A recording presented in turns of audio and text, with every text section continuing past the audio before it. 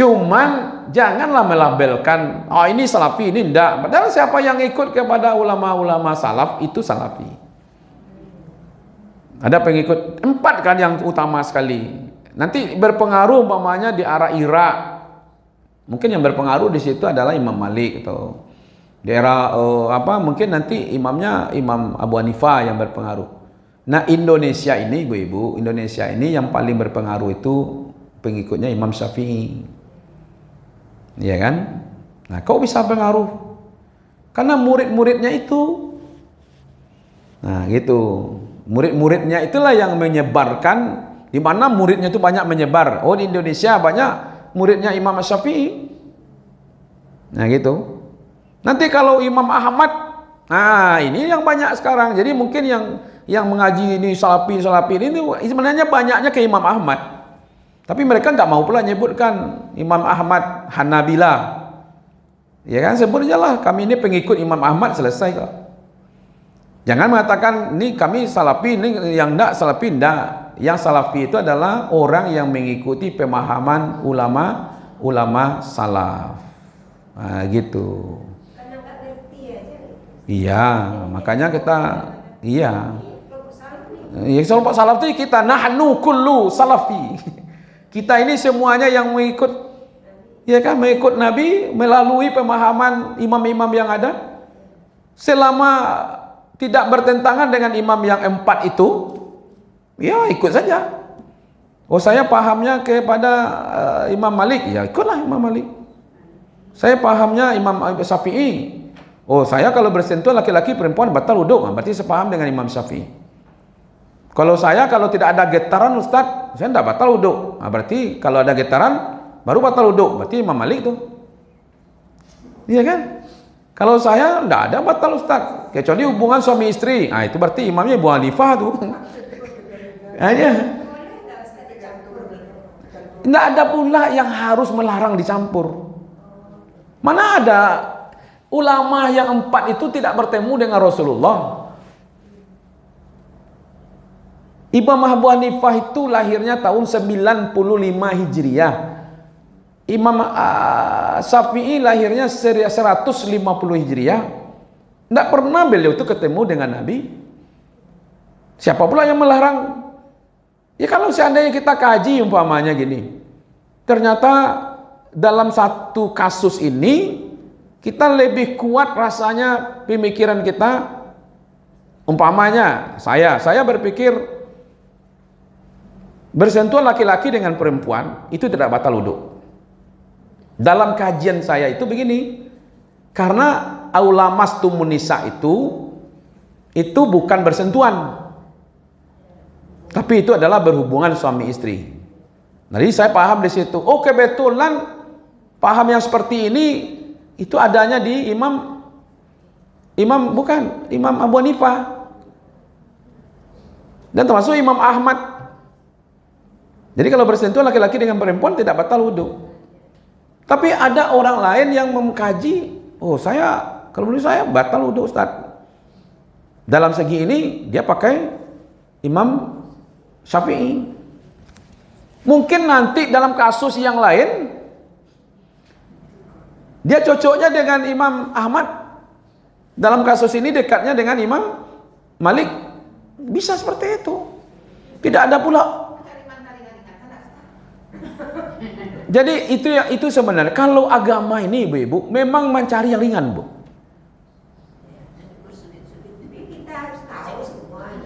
Nah, maka dari itu karena kita tidak tahu semuanya, tentu harus ada yang kita ikuti.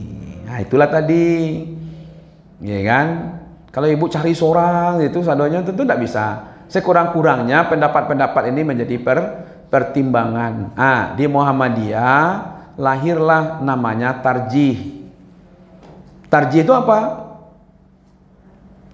Digalinya satu kajian ini, lalu dipilih mana yang lebih mendekati kepada pemahaman Al-Quran dan Sunnah tanpa menyalahkan. Nah gitu. Pamannya Al-Fatihah, pamannya Ibu. Pernah enggak dengar Al-Fatihah itu dibaca sir? Ada enggak? Ya, Allahu Akbar. Alhamdulillahi Rabbil Alamin. Ada seperti itu kan? Ada juga Allahu Akbar. Bismillahirrahmanirrahim. Ada yang terdengar, ada yang tidak. Nah, lalu dikaji, ya kan? Buya Hamka sudah membuat bagian-bagiannya. Nabi dimasukkan oleh Buya Hamka tidak menjahar bismillah. Karena ada yang mengatakan begini, saya sholat di belakang Nabi, sholat itu faqan Nabi Abu Bakar Umar la yajharu bismillahirrahmanirrahim. Katanya saya sholat di belakang Nabi, tidak ada Umar Abu Bakar tidak ada yang menjaharkan bacaan basmalah. Dia langsung kepada basmalah, kepada alhamdulillah. Tapi ada pula dari Abu Hurairah, dia sholat, ya kan, Muzammil, dia sholat. Saya sholat di belakang Abu Hurairah, ya jaharu bismillah, dia mengkeraskan basmalah. Lalu dia mengatakan saya yang paling dekat cara sholatnya dengan Rasulullah. Lalu terbagi dua pendapat. Nah itu. Lalu antara sahabat itu ternyata Abu Hurairah menjaharkan basmalah. Abu Bakar, Umar, Utsman, Ali tidak. Itu dari segi sahabat tuh. Nah, beda kan? Menuju ke bawahnya, Imam Syafi'i menjaharkan. Imam Ahmad, Imam Abu Hanifah malah membaca tapi disirkan. Imam Malik tidak membaca sama sekali. Karena dari dalil-dalil tadi itu mereka berbeda pendapat. Karena Nabi tidak terdengar berarti tidak baca gitu. Ibu mau ikut yang mana? Nah, gitu jadinya kan?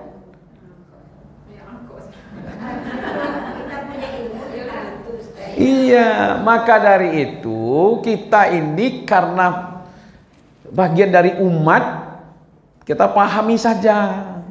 Nanti kalau ada imam di depan, dia langsung Allahu Akbar, Bismillahirrahmanirrahim. Ikut saja, jangan berpisah tadinya. Ada pula lagi nanti imam kan?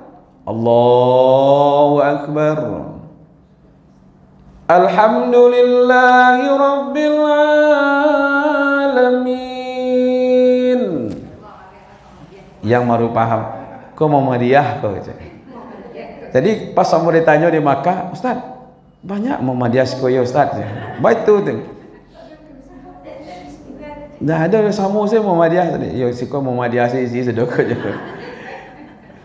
Jadi sebenarnya nampaknya kita saja yang melabel-label gitu. Nah, jadi nampak kalau kini kok yang basir bismillahnya itu Muhammadiyah. Kalau yang berjahar bismillahnya, itu NU. Yang tidak berkunut itu Muhammadiyah. Yang berkunut NU. Ya, padahal kajiannya ada semuanya. Nah, kita ini ibu-ibu termasuk saya kalau nanti imamnya baca basmalah keras, saya tetap saja ikut dengan mereka.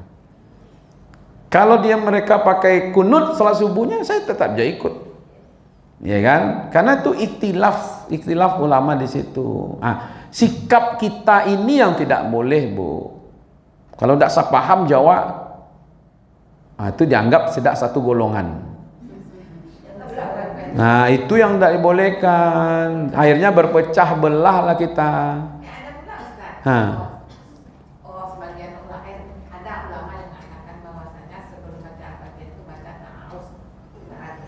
Iya, itu kan dari wa idza quri'al Qur'an fasta'iz billah. Itu dalil yang dipakai. Apabila kamu membaca Al-Qur'an, maka berlindunglah kepada Allah. Iya. Jadi setelah membaca doa iftitah, baca dulu ta'awuz, basmalah, alhamdulillah. Nah, itu. Ini dalilnya itu karena Al-Fatihah itu adalah Iya. Nanti rakaat kedua nanti setelah mulai baca taus. Iya kan? Iya, tidak masalah juga.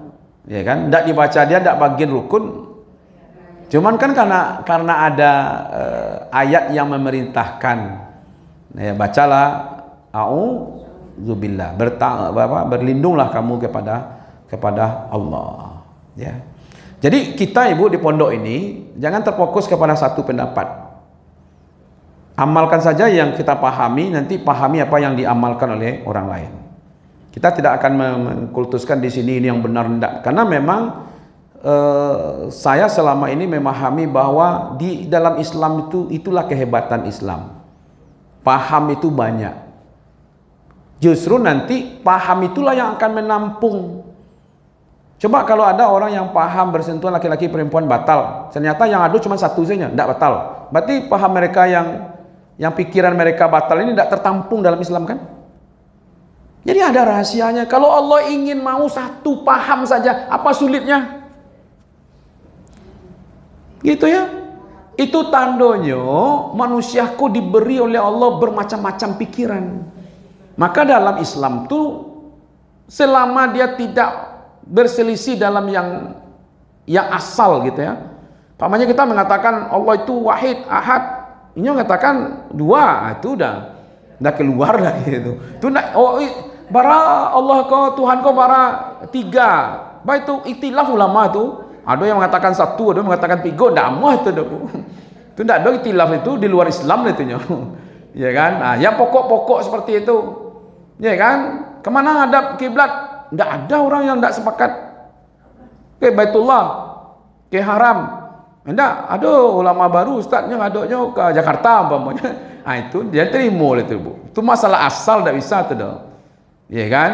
Tapi kalau seandainya ada dalil yang menunjukkan dalil yang satu ini begini, umpamanya sholat malam, satu dalil 443, satu dalil 2 satu dalil lagi 2 nya 5 kali tambah 1, dalil yang lain lagi ada yang 8 2 3, ya kan? Itu berarti ada diberi sebenarnya sejenis tanawa variasi. Ibu mau iya.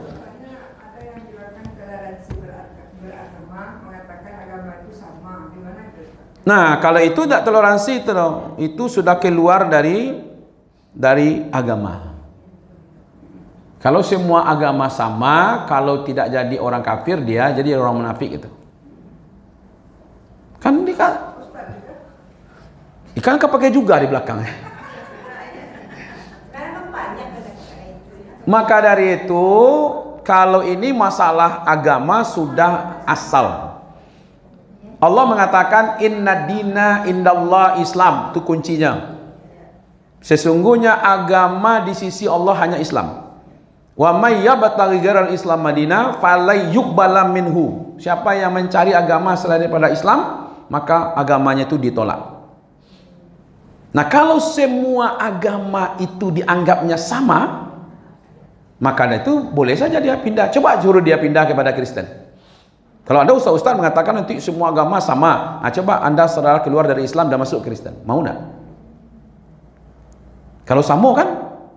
Berarti kalau mereka tidak mau pindah, berarti bukan semua agama sama. Cara mereka tuh bu, kita nih sama nih Pak, kita mau pergi ke pasar, tujuan kita sama. Kalau Bapak punya mobil pribadi, Bapak berangkat dengan mobil Bapak. Saya punya motor dengan motor. Saya punya Grab, mampu saya pakai Grab saya. Yang tidak mampu sama sekali saya jalan kaki. Jadi ada yang jalan kaki, ada yang dengan motor, ada yang dengan Grab, ada yang mobil pribadi, gitu kan? Nah, itu kan sarana saja.